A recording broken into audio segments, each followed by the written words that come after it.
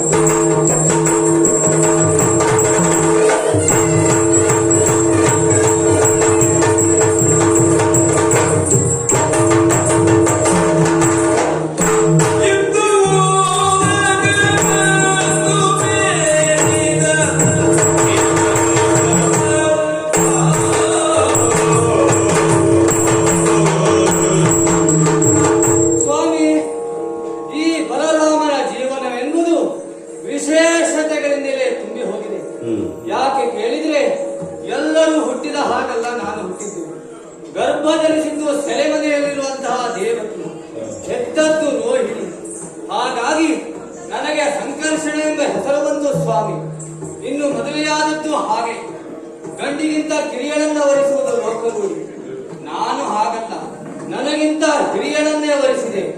ಎಷ್ಟು ಹಿರಿಯಳು ಅಂತ ಕೇಳಿದರೆ, ಕೃತಯುಗದಲ್ಲಿ ಜನಿಸಿದಂತಹ ರೇವತಿ ಯುಗ ಪ್ರಮಾಣವನ್ನು ಅನುಸರಿಸಿ ನನಗಿಂತ ಎತ್ತರವಾಗಿದ್ದ ಅವಳನ್ನ ನನ್ನ ಹಲಾಯುಧದಿಂದ ಕುಗ್ಗಿಸಿ ಮದುವೆಯಾದೆ. ಹಾಗಾಗಿ ಈ ಬಲರಾಮನ ಜೀವನವೆಂಬುದು ವಿಶೇಷತೆಗಳಿಂದಲೇ ತುಂಬಿ ಹೋಗಿದೆ ಎನ್ನುವುದರಲ್ಲಿ ಯಾವ ಅನುಮಾನವೂ ಇಲ್ಲ. ಈಗ ಈ ಸಮುದ್ರ ಮಧ್ಯದಲ್ಲಿರುವಂತಹ ದ್ವಾರಕೆಯನ್ನ ಆಳ್ತಾ ಇದ್ದೇನೆ. ಹೆಣ್ಣಿನಂತೆ ಓಲಗವನ್ನ ಸೇರಿದೆ. ನಮ್ಮವರಿಗೆಲ್ಲ ಶುಭವನ್ನ ಹಾರೈಸಿದೆ.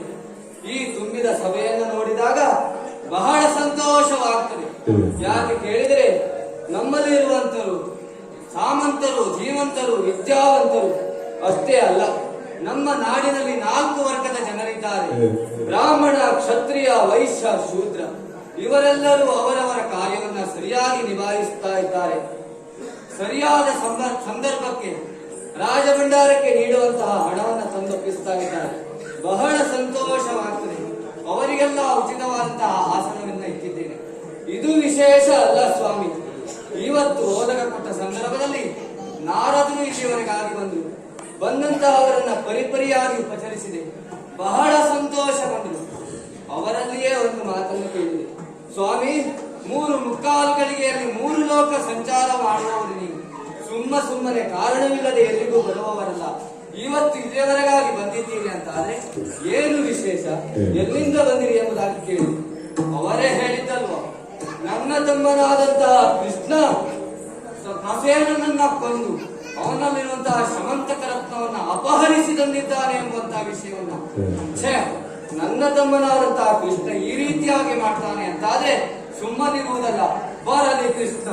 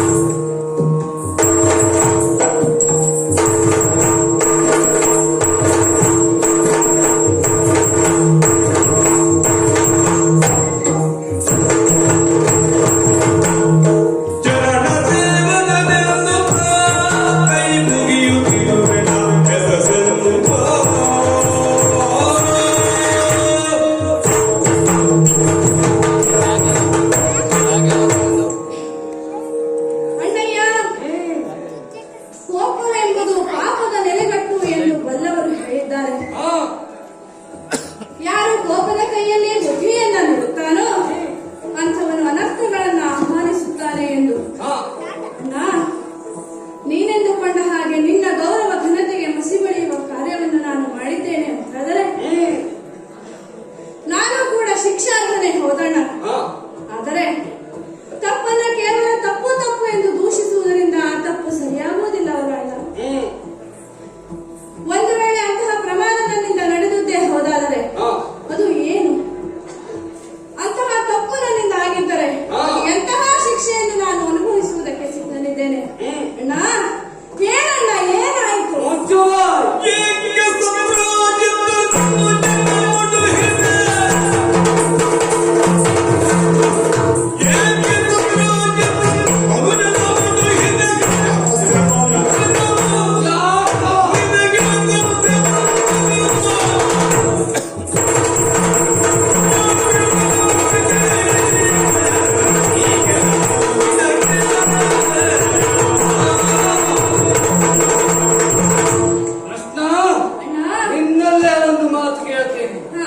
ದ್ವಾರಕೆಯ ಸಮೀಪದಲ್ಲಿರುವಂತಹ ಬೃಂದಾವನ ಎಂಬ ಊರಿನ ಹೆಸರು ಗೊತ್ತಿದೆಯೇನೋ? ಇದೇ ನನ್ನ ಹೊಸಬರಿಗೆ ಕೇಳಿದ ಹಾಗೆ ಕೇಳುತ್ತಾ ಇದ್ದೀಯಲ್ಲ. ಬೃಂದಾವನ ನಮಗೆ ಗೊತ್ತಿಲ್ಲದ ಊರೇನು ಅಲ್ಲವಲ್ಲ. ಬೃಂದಾವನ ಅಲ್ಲಿಯ ಕರೆ ಸತ್ರಾಜಿತ. ಅದಕ್ಕೆ ಏನಾಯ್ತಲ್ಲ? ಇತ್ತೀಚೆಗೆ ಅಲ್ಲಿಗೆ ಹೋಗಿದ್ದೇನೋ? ಯಾಕೆ ಹೋಗಬಾರದು? ಪ್ರಶ್ನೆಗೆ ಪ್ರಶ್ನೆ ಉತ್ತರವಲ್ಲ. ಹೋಗಿದ್ದೆಯೋ ಇಲ್ಲವೋ ಅಷ್ಟನ್ನ ಮಾತ್ರ ಹೇಳು. ಹೌದಣ್ಣ, ಹೋಗಿದ್ದೆ. ಯಾಕೆ ಹೋಗಿದ್ದೆ? ಸತ್ರಾಜಿತ ಭಗವಾನ್ ಸೂರ್ಯದೇವರಿಂದ ಸ್ಯಮಂತಕವೆಂಬ ಅನರ್ಘ್ಯ ರತ್ನವನ್ನ ಪಡೆದಿದ್ದಾನೆ ಎಂಬುದು ತಿಳಿಯಿತು. ಅದನ್ನೊಮ್ಮೆ ನೋಡಿ ಬರೋಣ ಅಂತ ಹೋಗಿದ್ದೆ ಅಣ್ಣ. ನೋಡಿ ಬಂದೆಯೋ? ಮುಂದೇನು ಮಾಡಿದೆ? ಅದನ್ನೊಮ್ಮೆ ಕೇಳಿದೆ. ಭಗವಂತನ ಪ್ರಸಾದವನ್ನು ಇತರರ ವಶಕ್ಕೆ ಕೊಡಲಾಗದು ಎಂದ. ಅಷ್ಟಕ್ಕೆ ನಾನು ಹಿಂತಿರುಗಿದೆ ಅಣ್ಣ. ಅಷ್ಟೇಯೋ? ಕೃಷ್ಣ, ನನಗೆ ಎಲ್ಲವೂ ಚೆನ್ನಾಗಿ ತಿಳಿದಿದೆ. ಏನು ತಿಳಿಯದವನ ಹಾಗೆ ನಟಿಸುವುದು ಬೇಡ. ನಿನಗೆ ಮೊದಲಿಂದಲೂ ಆಸೆ ಇತ್ತು ಆ ಕ್ಷಮಂತಕರತ್ನನ ಮೇಲೆ. ಸತ್ರಾರ್ಜಿತ ಯಾವಾಗ ಅದನ್ನ ಕೊಡುವುದಕ್ಕೆ ನಿರಾಕರಿಸಿದನು, ಅದನ್ನ ಬಡೆಯಲೇ ಸಿದ್ಧ ಎಂಬ ಹಠದಿಂದ ಕಾಡಿಗೆ ಬೇಟೆಗೆ ಹೋದಂತಹ ಪ್ರಸೇನನನ್ನ ಕೊಂದು ಅವನಲ್ಲಿರುವಂತಹ ಮಣಿಯನ್ನ ಅಪಹರಿಸಿ ತಂದಿದ್ದೀಯಾ ಎಂಬ ವಿಚಾರ ತಿಳಿದಿದೆ. ಕೃಷ್ಣ, ಮೊದಲು ಕನ್ಯಾರತ್ನದ ಅಪಹರಣ, ನಂತರ ಅನರ್ಘ್ಯ ರತ್ನದ ಅಪಹರಣ. ಅಷ್ಟೇ ಅಲ್ಲ, ಈಗ ಎಡೆಯ ಪ್ರಸೇನನ ಪ್ರಾಣ ಅಪಹರಣ. ನಿನಗೆ ಯಾವುದಕ್ಕೆ ಕಡಿಮೆಯಾಗಿತ್ತು? ಯಾಕೆ ಹೀಗೆ ಮಾಡಿದೆ ಹೇಳು ಈಗ. ಏನು? ಪ್ರಸೇನನು ಮಣಿಯೋ?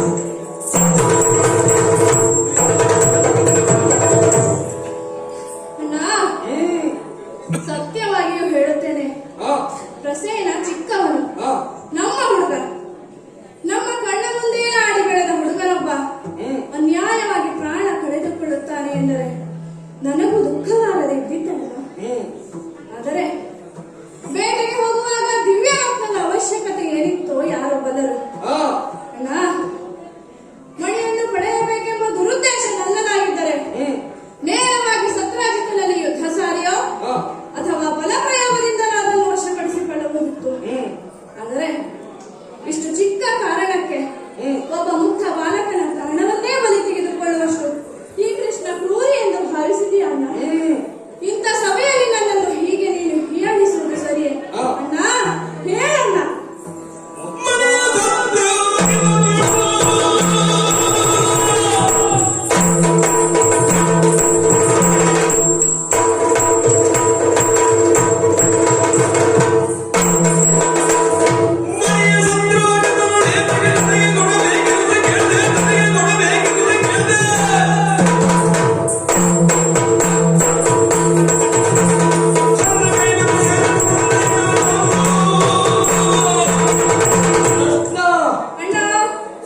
ಸುಮ್ಮನೆ ಹೇಳುವುದಕ್ಕೆ ನನಗೇನು ಮಂದ ಬುದ್ಧಿ ಬರಲಿಲ್ಲ. ಕೃಷ್ಣ, ನಿನ್ನ ಮೇಲೆ ಯಾಕೆ ಸತ್ರಾರ್ಜಿತ ಅಪವಾದವನ್ನು ಹೊರಿಸಿದ? ನನ್ನ ಮೇಲೆ ಯಾಕೆ ಅಪವಾದವನ್ನು ಹೊರಿಸಲಿಲ್ಲ? ಅದಕ್ಕೂ ಕಾರಣ ಉಂಟು. ನಿನ್ನ ಹುಟ್ಟು ಗುಣ ಚೋರತನ. ಹಾಗಾಗಿ ಈ ಮಾತನ್ನ ನಾನು ನಂಬಬೇಕಿದೆ. ಯಾಕೆ ಪ್ರಸೇನನನ್ನ ಕೊಂದೆ? ಯಾಕೆ ಮಣಿಯನ್ನ ತಂದೆ? ಹೇಳು ಈಗ.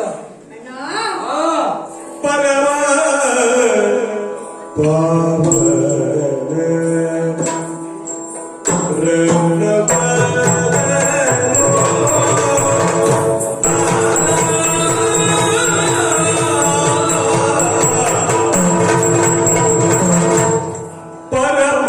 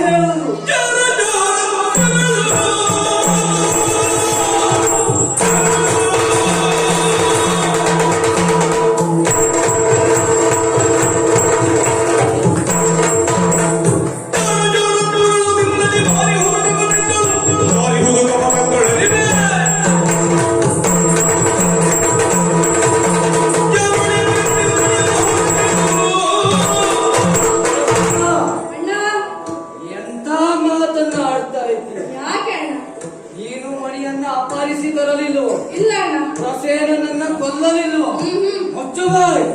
ನನಗೆ ಎಲ್ಲವೂ ಚೆನ್ನಾಗಿ ತಿಳಿದಿದೆ. ಯಾರೋ ಈ ವಿಷಯವನ್ನ ನನಗೆ ಹೇಳಿದ್ದಲ್ಲ.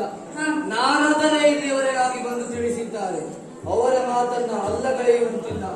ಹಾಗಾಗಿ ಈ ವಿಷಯವನ್ನು ನಾನೂ ಪ್ರತಿಪಾದಿಸುತ್ತೇನೆ. ನೀನೇ ಕಳ್ಳತನ ಮಾಡಿದ್ದು, ನೀನೇ ಅವನನ್ನ ಕೊಂದದ್ದು.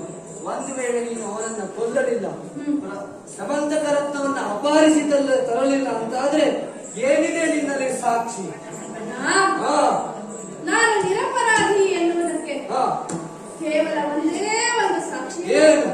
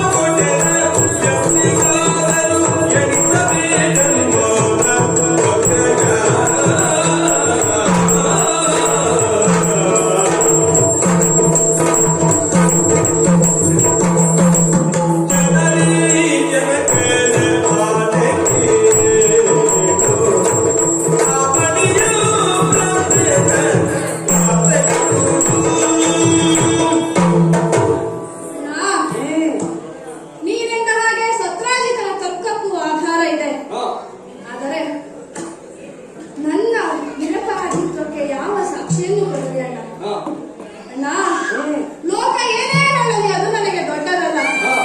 ಆದರೆ ನಿನಗಾದರೂ ನಾನು ಒಪ್ಪಿಗೆ ಆಗಬೇಕಲ್ಲ ಅಣ್ಣ. ನಾನು ಈ ತಪ್ಪನ್ನು ಮಾಡಿಲ್ಲ ಎಂಬುದಕ್ಕೆ ಒಂದೇ ಒಂದು ಸಾಕ್ಷಿಯನ್ನು ಕೊಡಬಲ್ಲ ಅಣ್ಣ. ಏನು? ಜನನಿ ಜನಕರ ಹಣೆಯಾಗಿಯೂ ಆ ಪ್ರಸೇನ ಹಾಗೂ ಮಣಿಯ ವಿಚಾರ ನನಗೆ ತಿಳಿದಿಲ್ಲ ಅಣ್ಣ. ಈಗಲಾದರೂ ನನ್ನನ್ನು ನಂಬ.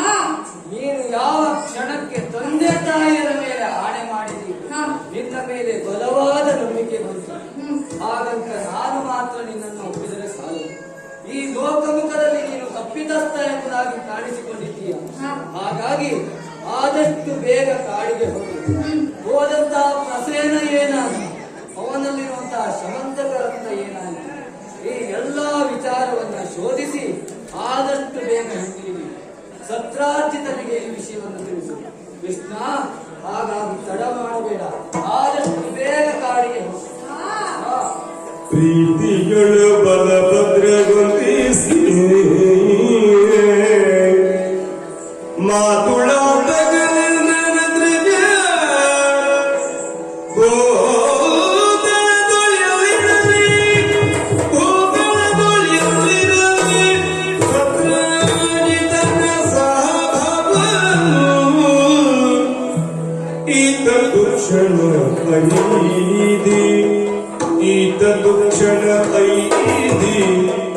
ಜೀವದುಳಾದನಿರೆ ಕರೆದು ಹಿಡು ಅಳಿದರೆ ರೀತಿಯರಿತು ಬಿನ್ನಹ ಮಾಡ್ಬೆ ನಾ ಮುಂದೆ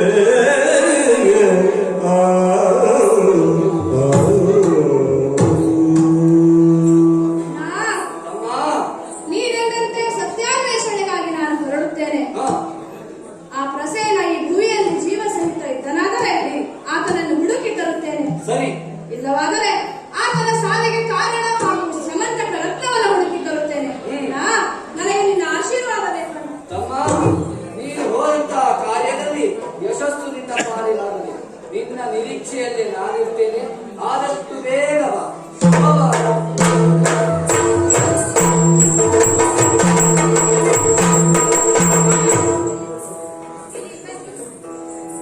ಅಗ್ರಜನಿಂದ ಬೀಳ್ಕೊಂಡಂತಾಯಿತು.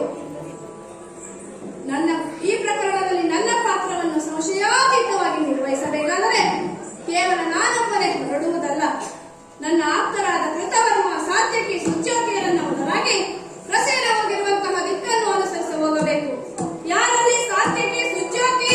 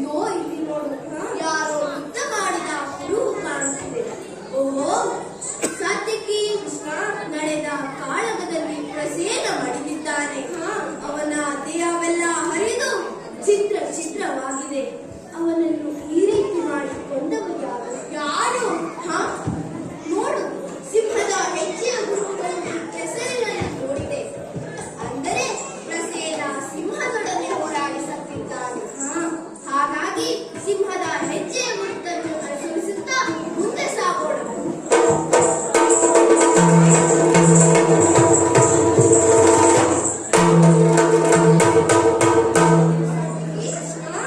ಇದು ನೋಡು, ಸಿಂಹವು ಮಣ್ಣು ಬಿದ್ದಿದೆ. ಹಾಗಾದರೆ ಸಿಂಹವನ್ನ ಕೊಂದವರು ಯಾರು? ನೋಡು, ಕರಡಿಯ ಹೆಜ್ಜೆಯ ಗುರುತುಗಳು ಕಾಣುತ್ತಿದೆ. ಅಂದರೆ ಸಿಂಹ ಕರಡಿಯೊಡನೆ ಹೋರಾಡಿ ಸತ್ತಿದೆ. ಆದರೆ ಮಣಿ ಕಾಣುತ್ತಿಲ್ಲವಲ್ಲ. ಆ ಕರಡಿಯೇ ಅದನ್ನ ಅಪಹರಿಸಿಕೊಂಡು ಹೋಗಿರಬೇಕು. ಹಾಗಾಗಿ ಕರಡಿ ಹೋದ ದಿಕ್ಕನ್ನು ಹಿಡಿದು ನಾವು ಸಾಕಾಗಬೇಕು.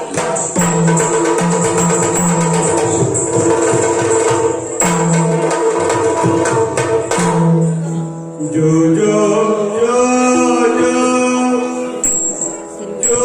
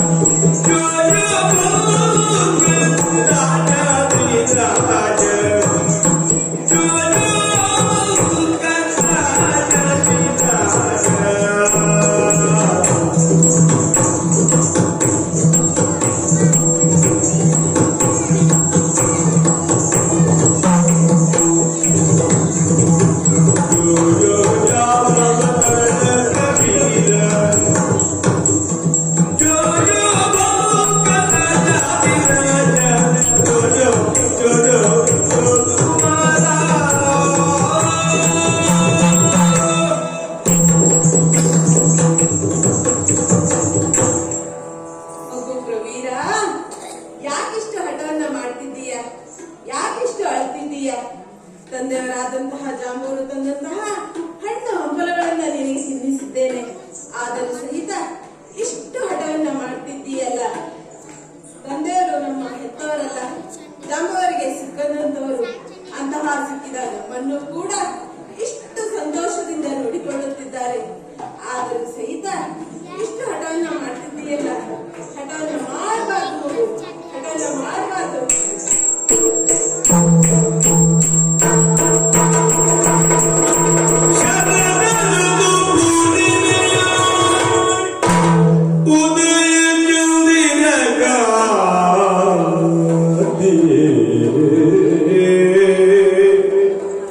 ಶರದ ಋತು ಪೂರ್ಣಿಮೆಯೋಳು ಉದಯ ಚಂದಿರ ಗಾಂಧಿ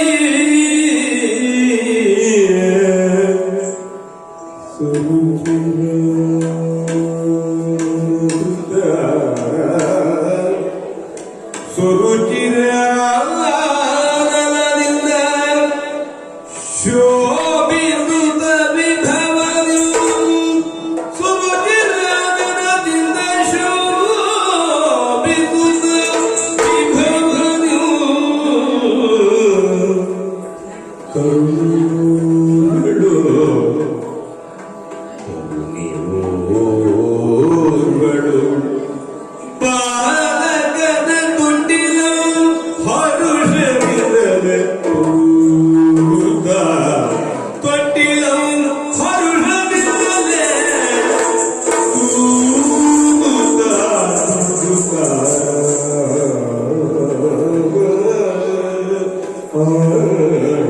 ಆ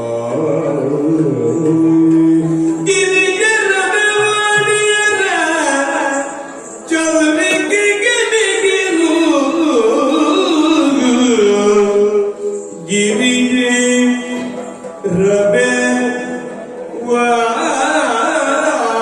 ವಾಣಿಯನ ಚಲ್ವಿಕೆಗೆ ಬಿಗಿಲೆನಿಸಿ ಸರಸ ಜಾಂಬಗಿ ಮೆರೆವ ಸೌಂದರ್ಯ ವಿಭ್ರಮಗೆ ಬೆರಗಾಗಿ ಸರಸ ಜಾಂಬಗಿ ಮೆರೆವ ಸೌಂದರ್ಯ ವಿಭ್ರಮಗೆ ಬೆರಗಾಗಿ ಹರಿಯೊಂದು ಶೀಲೆಯ ಮರೆಯಾಗಿ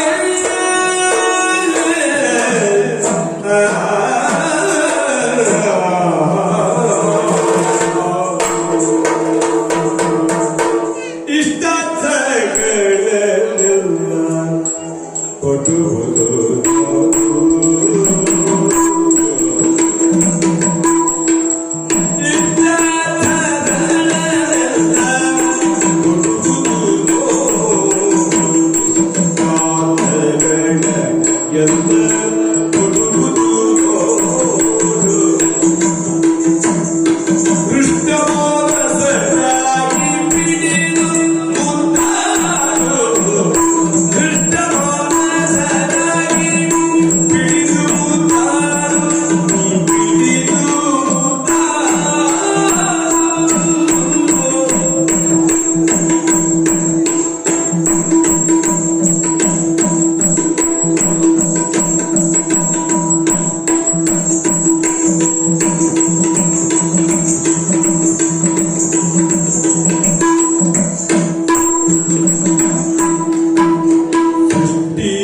ಸೃಷ್ಟಿಯೊಳಿದಕ್ಕೆ ಸಮಾನತೆ ಜೋಡು ಸೃಷ್ಟಿಯೊಳಿದಕ್ಕೆ ಸಮಾನತೆ ಜೋಡು ಇಷ್ಟಾದರೆಲ್ಲ ನೀ ಪಿಡಿದು ಮುದ್ದಾರು ನೀ ಪಿಡಿದು ಮುದ್ದಾರು ಮುದ್ದಾರು ನೀ ಪಿಡಿದು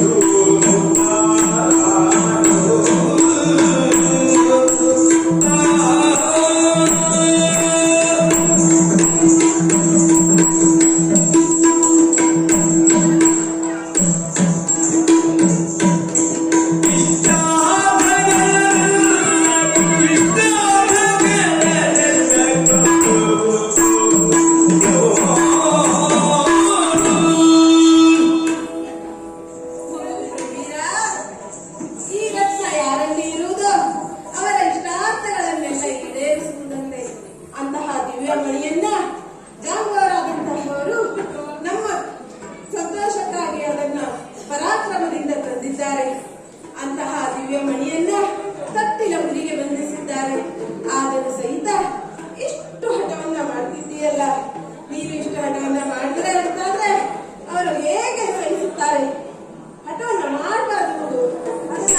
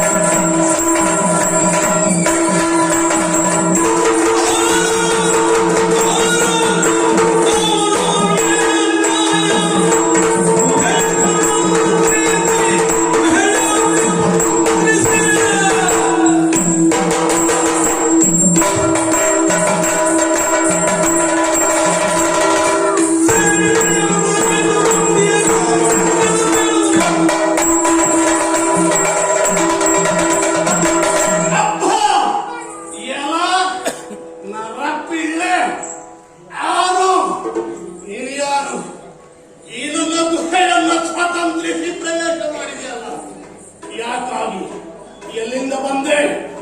ಈ ಶಾಂಭವನ ಗುಹೆಯನ್ನು ಒಬ್ಬ ನರಪಿನ ಪ್ರವೇಶ ಮಾಡುತ್ತಾನೆಂತಾದ್ರೆ ಆಶ್ಚರ್ಯ. ನಿನ್ನ ಕುರಿತಾಗಿ ಕರೆದ ನನ್ನ ವಾಸುದೇವನಾತ್ಮ ಭವನೋ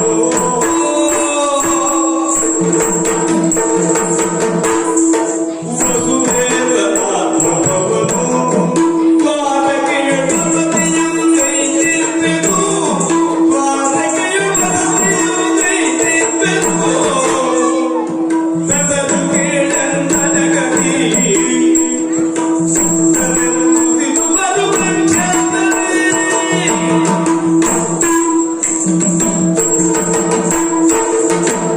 ಎಲ್ಲ ಬಲ್ಲುಕ ನೀನು ಬಂದ ಕೂಡಲೇ ನೇರವಾಗಿ ಆಕ್ರಮಣವನ್ನೇ ಮಾಡಬಹುದೆಂದು ನಿರೀಕ್ಷಿಸಿದ್ದೆ.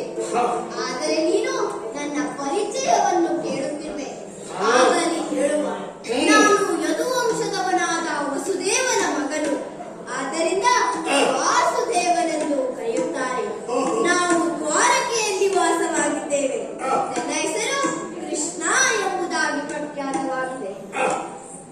ಓ ನೀನು ಸಾಮಾನ್ಯದವನಲ್ಲ, ದ್ವಾರಕೆಯ ಕುಮಾರ ಕೃಷ್ಣ ನಿನ್ನ ಹೆಸರು. ಎನ್ನ ಕುಮಾರಿಯಾಗಿರುವಂತಹ ಜಾಂಬವತಿಯನ್ನು ನಿನ್ನ ಶಂಖನಾದದ ಮೂಲಕವಾಗಿ ಬೆದರಿಸಿದೆಯಲ್ಲ, ಯಾಕ? ನಾನು ಕಾರಣವಿಲ್ಲದೆ ಬಂದವನಲ್ಲ. ನಿನ್ನ ಮಗಳನ್ನು ಹೆದರಿಸುವುದೇ ನನ್ನ ಉದ್ದೇಶವೇನು ಅಲ್ಲ. ನೀನು ತೊಟ್ಟಿಲಿಗೆ ಕಟ್ಟಿರುವ ಆ ಶ್ರೀಮಂತಕ ರತ್ನ ಇದೆಯಲ್ಲ, ಅದು ನಮ್ಮದು. ನನ್ನ ಸಖನಾದಂತಹ ಪ್ರಸೇನ ಮೃಗಬೇಟೆಗೆ ಬರುವಾಗ ಅದನ್ನ ಧರಿಸಿ ಬಂದಿದ್ದ. ಈಗ ಕಾರಣಾಂತರದಿಂದ ಅದು ನಿನ್ನ ಕೈ ಸೇರಿದೆ. ಅದನ್ನ ಒಯ್ಯಲು ನಾನು ಬಂದಿದ್ದೇನೆ. ಕೊಟ್ಟು ಬಿಡು ಅದನ್ನ. ಅಖಂಡವಾದಂತಹ ಈ ಗುಹೆಯ ಕತ್ತಲನ್ನು ಹೋಗಲಾಡಿರುವಂತಹ ಬೆಳಕಿನ ಮದ್ದವೇ ಆಗಿರುವಂತಹ ಈ ಮಳೆಯ ಕುರಿತಾಗಿ ಬಂದವರ ನೀನು ಆದಷ್ಟು ಸುಲಭಕ್ಕೆ ಬಂದದ್ದು ಮಾಡಿದ್ದೀಯ.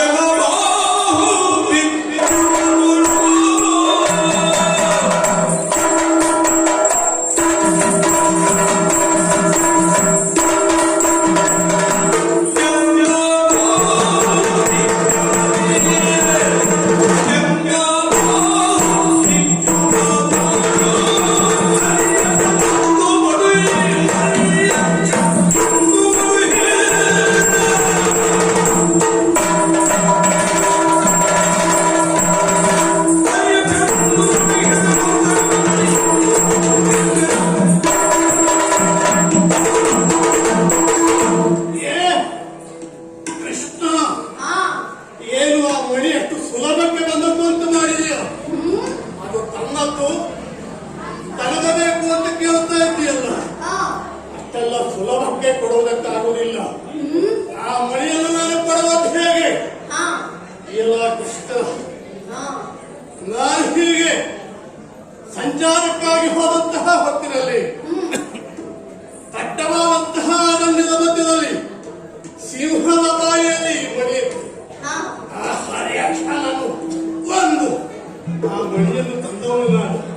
ನನ್ನ ಬಾಹುಬಲದ ಪರಾಕ್ರಮದ ಮೂಲಕವಾಗಿ ಆ ಮಣಿಯನ್ನು ಅಪಹರಿಸಿ ತಂದೆ ನಾನು. ಅದು ಎಲ್ಲಿಂದ ಬಂತು, ಯಾರಿಗೆ ಸೇರಿದ್ದು ಅದು ಮುಖ್ಯ ಅಲ್ಲ. ಆ ಮಣಿಯನ್ನು ನಾನು ಇಟ್ಟುಕೊಂಡಿದ್ದೇನೆ, ಕೊಡುವುದಕ್ಕಾಗುವುದಿಲ್ಲ. ಎಲ್ಲ ಬಲ್ಲುಕ ವಿಧಿತನಿರುತ್ತಲೇ ಮಣಿಯನು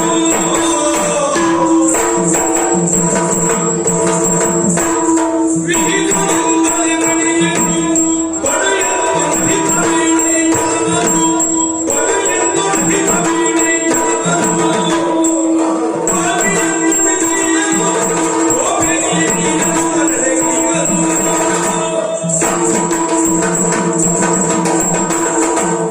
ಅಯ್ಯ, ಇದು ಅಮೂಲ್ಯವಾದ ರತ್ನ. ಇದರ ಯೋಗ್ಯತೆ ಕಾಡು ಮೃಗವಾದ ನಿನಗೆ ಹೇಗೆ ಅರ್ಥವಾಗಬೇಕು? ಇದರಿಂದ ನಿನಗೇನು ಪ್ರಯೋಜನಕ್ಕೂ ಬಾರದು. ಆ ಮಣಿಯನ್ನ ನನಗೆ ಕೊಟ್ಟರೆ ಸರಿ, ಇಲ್ಲವಾದರೆ ನಿನ್ನನ್ನ ಯಮನಾಲಯಕ್ಕೆ ಕಳುಹಿಸಿ ಬಿಡುತ್ತೇನೆ. ಎಲ್ಲ ಕೃಷ್ಣ, ಹಾ ಕೇವಲ ಸಾಮಾನ್ಯವಾದಂತಹ ಕಾಡ ಕರಡಿ ಅಂತ ಭಾವಿಸಬೇಡ. ಇಲ್ಲೆಲ್ಲ ಕರಡಿಯ ಭೀತಿ ಉಂಟು, ನನಗೆ ಗೊತ್ತುಂಟು. ಹಾ ಆದ್ರೆ ಕೇವಲ ಅಲ್ಲಿಂದಿಲ್ಲಿಗೆ ಓಡಾಡುವಂತಹ ಸಾಮಾನ್ಯವಾದಂತಹ ತಿರ್ಯಕ್ಷಂತು ಅಂತ ಭಾವಿಸಬೇಡ. ನಾನು ಯಾರು ಗೊತ್ತುಂಟ? ಹಾ ತ್ರೇತಾಯುಗದಲ್ಲಿ ಬ್ರಹ್ಮದೇವನ ಆ ಚಂಬಳದಿಂದ ಆಕಳಿಕೆಯಿಂದ ಉದ್ಭವಿಸಿದವನು ನಾನು. ಓಹೋ ಆ ಕಾರಣದಿಂದಲೇ ಜಾಂಬವ ಹಾ ಈ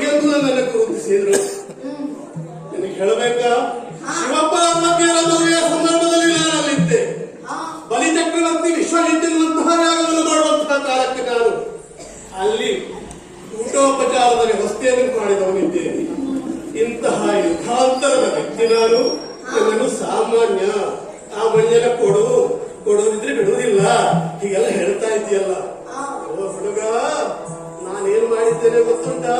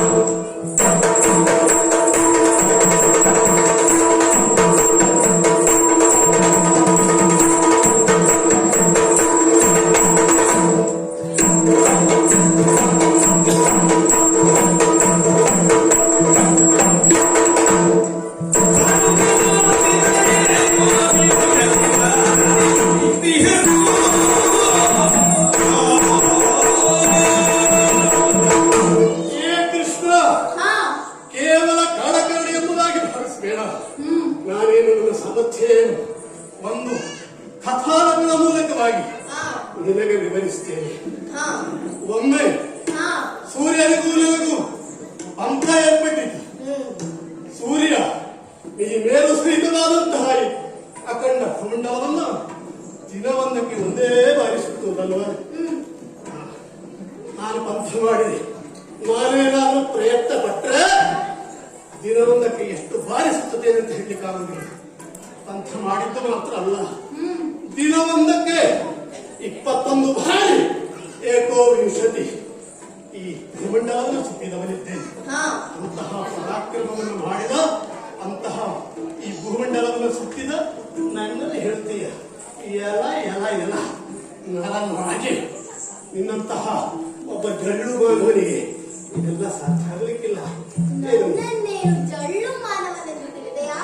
ನಾನು ಮಾಡಿದ ಸಾಧನೆಯನ್ನು ಕೇಳು.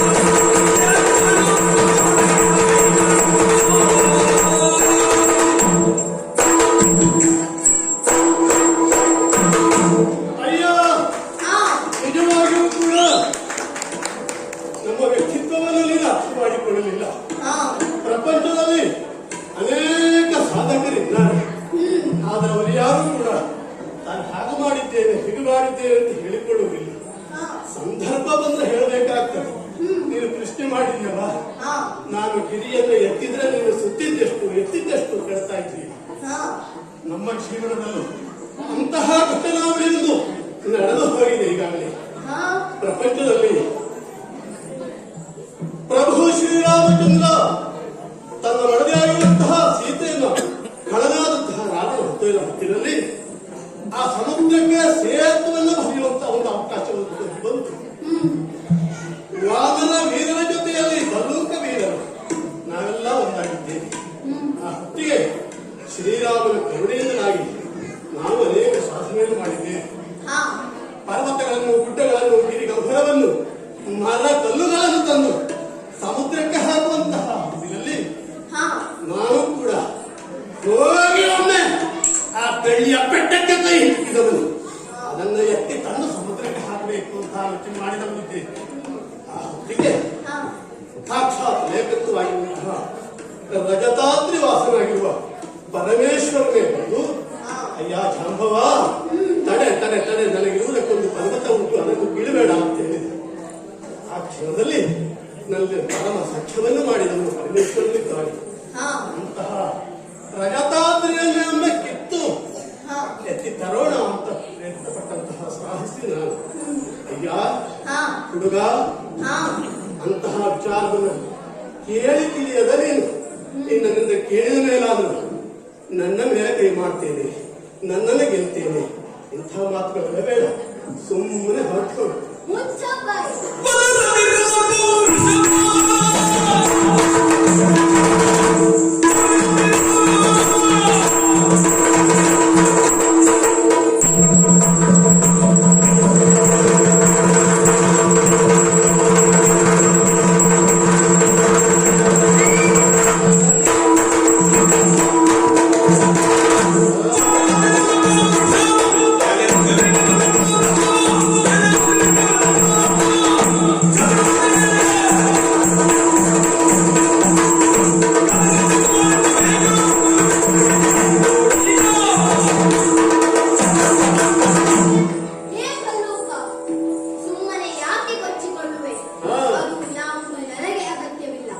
ನನಗೆ ಬೇಕಾಗಿರುವ ಸ್ಯಮಾಂತಕ ರತ್ನವನ್ನ ಕೊಡು, ಇಲ್ಲವಾದರೆ ನನ್ನ ವಿಕ್ರಮವೇನೆಂದು ತೋರಿಸಬೇಕಾಗುತ್ತದೆ. ಎಲ್ಲ ಕೆಟ್ಟ ಹುಡುಗ ವಿಕ್ರಮವನ್ನು ತೋರಿಸ್ಬೇಕಾ? ನಿನ್ನಿಂದ ಏನಾದಿಲ್ಲ, ಯುದ್ಧ ಮಾಡ್ತೀಯ.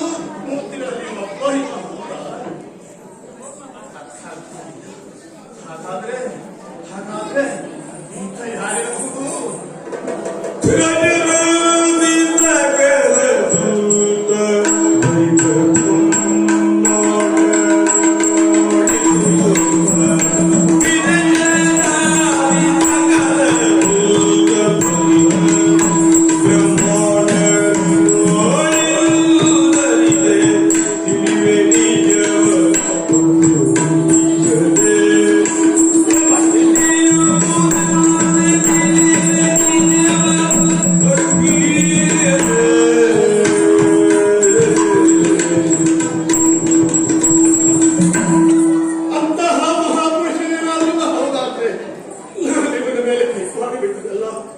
ಕೇವಲ ಕಾಡ ಕರಡಿ ಎನ್ನುವುದನ್ನು ನಾನು ನಿರೂಪಿಸಿದ ಹಾಗಾಯ್ತಲ್ಲ.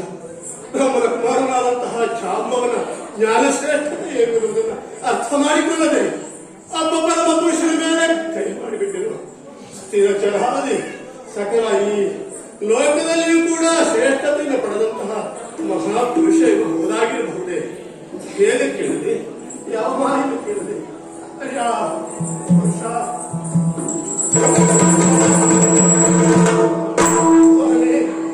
ಹೇಳು, ನೀನು ಯಾರು?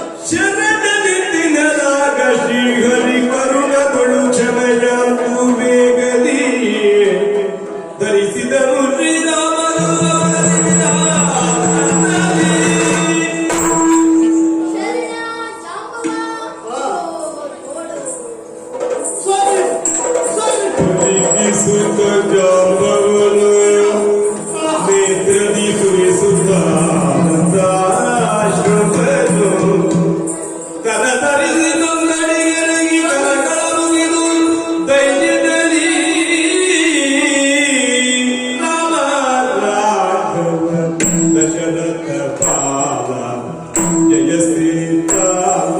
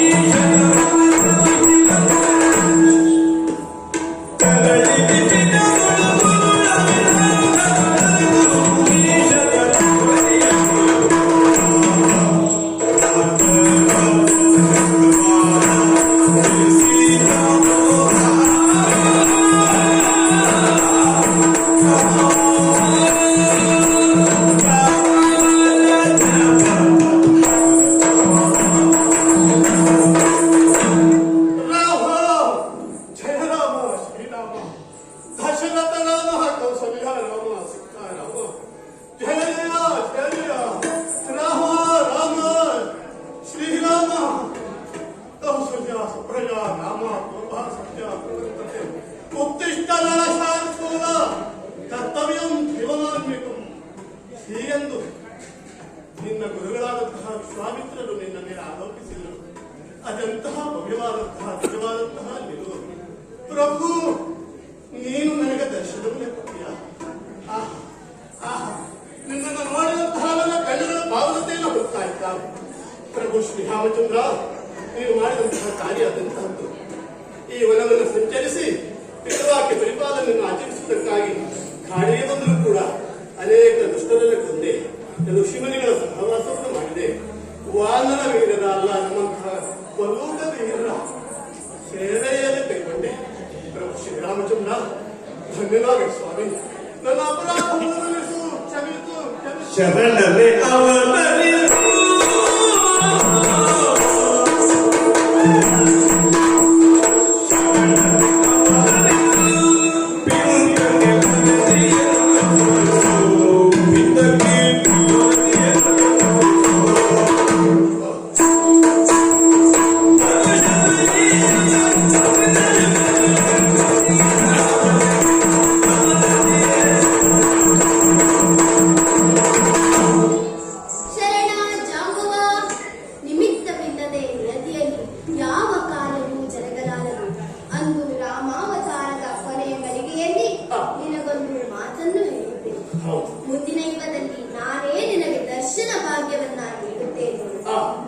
ಪೂರ್ಣವಾಗಿಯೂ ಅರ್ಥ ಆಯಿತು.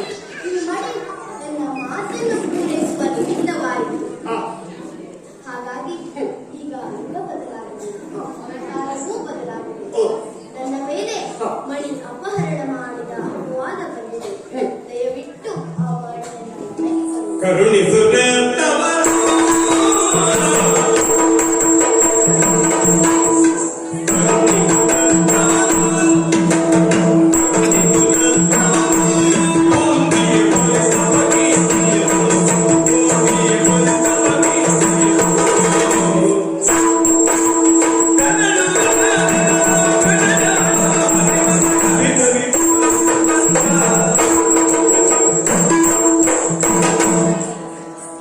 ಶರಣಾಗತಿ ಅಪ್ಪವ.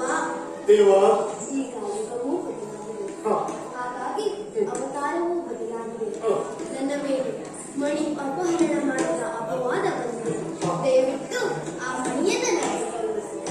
ಪ್ರಭು. ಆದಿದೇವರ ದೇವ ಆದಿದೇವರ ದೇವ ನಿನ್ನೊಡನೆ ಉಳಿದು ಕಾದಿದ ಬರದ ಪರಿಹಾರಕ್ಕೆ ನಿನ್ನೊಡನೆ ಕಾದಿದ ಬರದ ಪರಿಹಾರಕ್ಕೆ ನಯಸುತ್ತೆ ಜಾಬವತಿ ಎಂಬಿವಳ ಸಾಧನದಿ ಸ್ವೀಕರಿಪುದು ಎನ್ನಗುನೆ ಜಾಬವತಿ ಎಂಬಿವಳ ಸಾಧನದಿ ಸ್ವೀಕರಿಪುದು ಪಾದದರ್ಶನದಿಂದ ಧನ್ಯ ಪಾದದರ್ಶನದಿಂದ ಧನ್ಯತಾನೆಂದಿರುತ್ತ ಶ್ರೀಧವನ ಭಜಯ ಮಣಿ ಕೈ ತಲಪಿಸಲು ಆದಿದೇವರ ದೇವ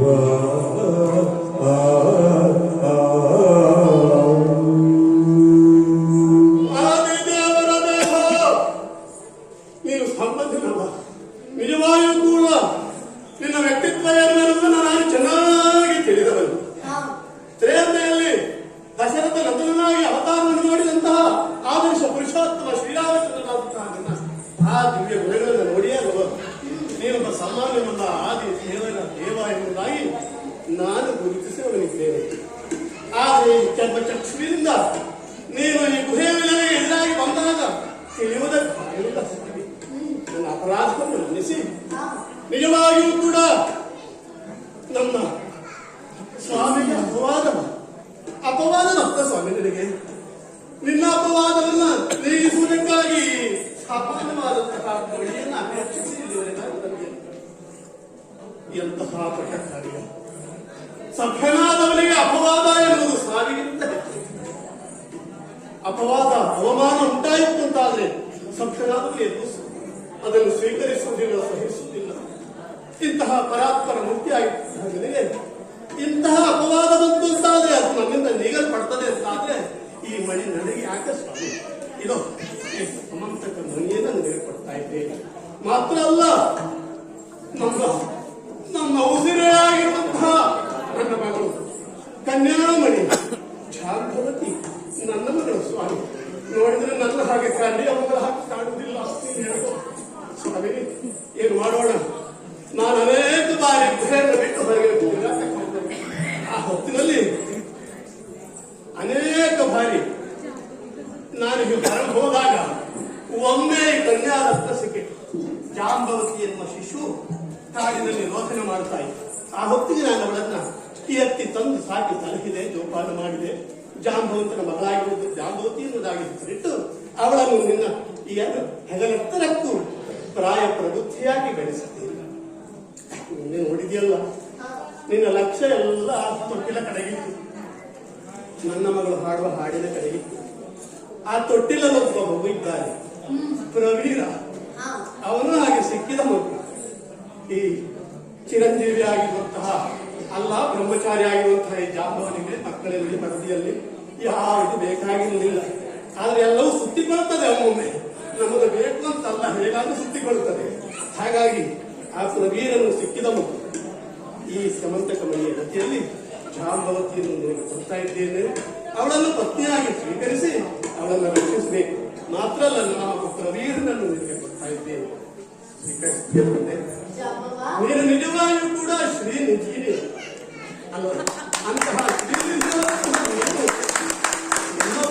ಮನುಷ್ಯ ಅಂತ ನನಗೆ ಪ್ರಾಣಿ ವರ್ಗಕ್ಕೆ ನೀನು ಸೇರಿದರು. ಹ. ನಿನ್ನ ಮಾನವೀಯ ಗುಣಗಳಿಗೆ ಮೆಚ್ಚಿದೆ. ಓಹೋ. ನೀನು ಕೊಟ್ಟ ಸೆಮಂತ ರತ್ನ ಹ. ಇದರ ಒಡೆಯ ಸತ್ರಾಜಿತನಿಗೆ ಸೇರಬೇಕಾದುದು. ಹ. ಆದರೆ ಈ ಕನ್ಯಾರತ್ನ ಜಾಂಬವತಿಯನ್ನು ನಾನೇ ಸ್ವೀಕರಿಸುತ್ತೇನೆ. ಹ. ಅಯ್ಯ, ಕಲ್ಪಾಂತದವರೆಗೆ ಬ್ರಹ್ಮನಿತ್ತ ವರದ ಪ್ರಕಾರ ಹ. ನೀನಿರುವುದು ಅನಿವಾರ್ಯ. ಹೌದು. ನಂತರ ನಿನಗೆ ಮೋಕ್ಷ ಪ್ರಾಪ್ತಿಯಾಗುತ್ತದೆ. ಹ. ಅಲ್ಲಿಯವರೆಗೂ ನೀನು ಹ. ಮನಸ್ಸಿನಲ್ಲಿ ಖೇದ ಪಡದೆ ಸದಾ ನನ್ನನ್ನೇ ಸ್ಮರಿಸಿದ್ದು. ನಿನಗೆ ಶುಭವಾಗಲಿ. ಧನ್ಯವಾದ ತಂದೆ, ಧನ್ಯವಾದ.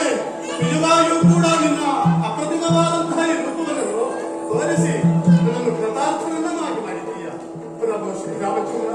ರಾಮ ರಾಮ ಜಯ ರಾಮ